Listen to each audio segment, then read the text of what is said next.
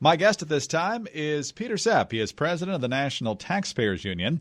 We want to get his reaction to the apparent budget deal struck between the Treasury Department of the Trump administration and congressional leaders. Pete, thanks very much for being with us. Always a pleasure. So the main reason we're getting this deal now is because we're about to run headlong into another eclipsing of the debt ceiling, and folks would not like to have that go down to a dramatic deadline.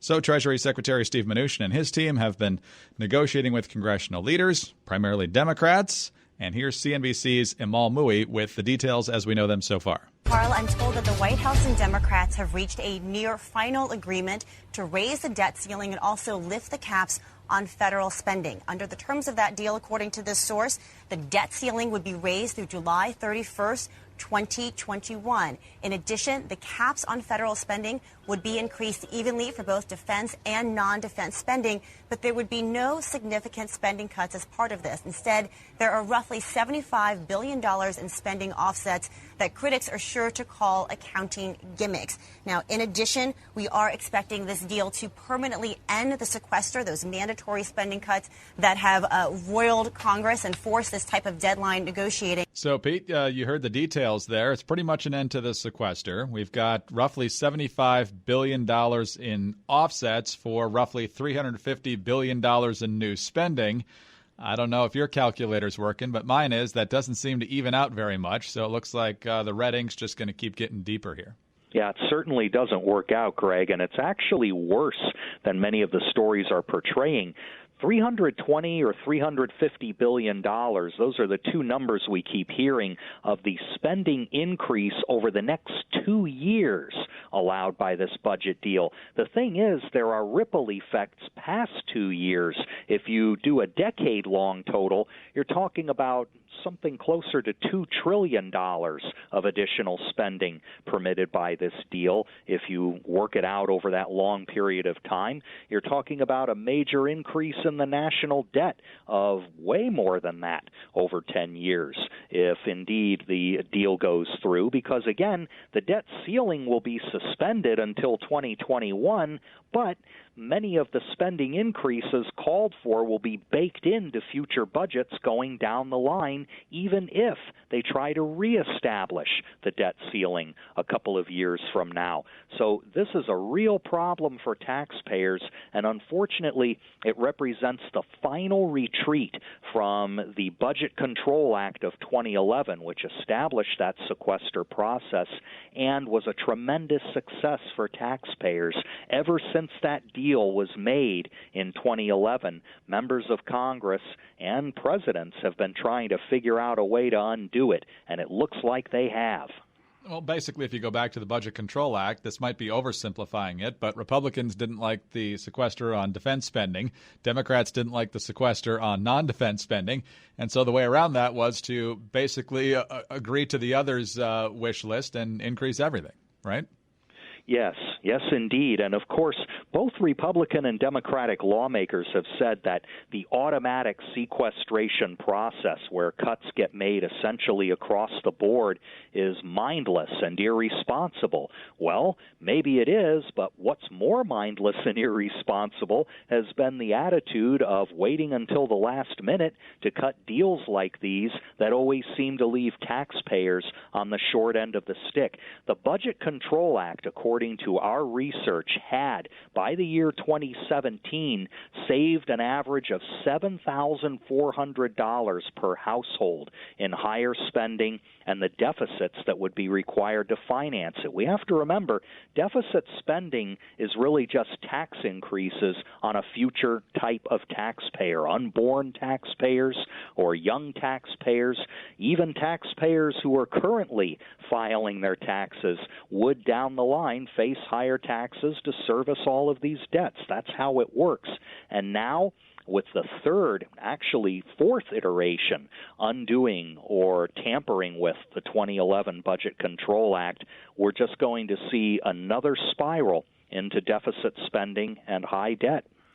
Pete, we've often said that the party that's most concerned about deficit spending is the one not in power, and that has unfortunately proven to be true yet again.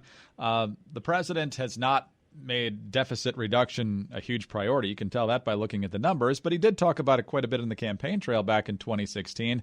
So what's your best read for why there's not a better deal here? Yeah, unfortunately, I think the clock just ran down. Members of Congress are very eager to have a deal cut before the August recess. We would say, look, take the time to do this right. The Budget Control Act of 2011 was the result of deal making, and taxpayers actually benefited from it. There's still a chance that taxpayers could benefit from this deal, or at least not get hurt as much if Congress and the White House went to the drawing board and said, we're going to have to do better. President Trump himself said in 2018 when he signed another budget bill that he would never do such a thing again as increasing spending that much without extracting additional concessions. I just feel for Budget Director or acting White House Chief of Staff Mick Mulvaney, who is a member of Congress, helped to engineer the 2011 Budget Control Act. He must be thinking to himself, gosh, we could have made better progress here.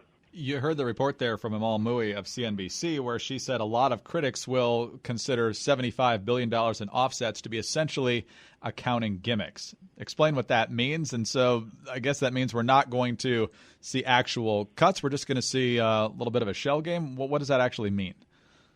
Yeah, probably not actual cuts. We don't have all of the details yet, but for example, there were increases in customs fees being considered as part of a so-called offset in that $75 billion. Those are the fees that people would pay for entering the United States. Well, unless they are actually devoted to paying for customs programs, that's just another gimmick. That's a way of increasing the burden of government on people and taking that money and moving it to finance higher deficit spending elsewhere in the budget. And in fact, Congress has already done this. They raised the passenger security fee that we all pay on airline tickets, supposedly to provide all of those TSA services, but a lot of that money gets diverted into the general treasury that's spent on anything the federal government wants to spend it on. That's a gimmick. Another gimmick is actually extending the so-called budget caps into later years and saying, well, we're going to bank those savings against the money that we're spending now. That's sort of the wimpy version of budgeting. I'll gladly pay you Tuesday for a hamburger today. That's a shell game. Well, Pete, right after that report on CNBC, not to give them a ton of press here, but right after that, it went back to the actual anchors of the program, who are Carl Quintanilla and Jim Cramer. And here's the discussion they had after hearing about the terms of this budget deal. It'd be nice to have that off the desk. Oh, my, especially if it's for a year. I mean, because it's just so it's a faux issue, and we just got to get it off the table. And I think the president should just say, okay, that's great, and move on.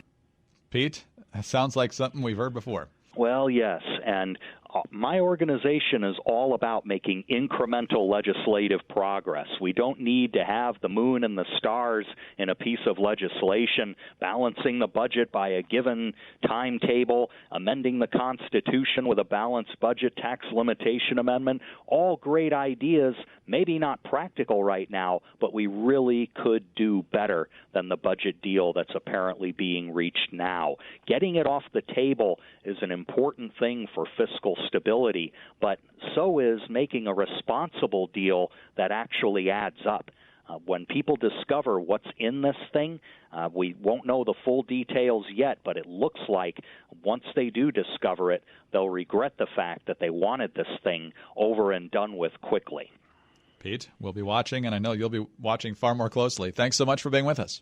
Thank you for having me. Peter Sepp is president of the National Taxpayers Union. I'm Greg Columbus reporting for Radio America.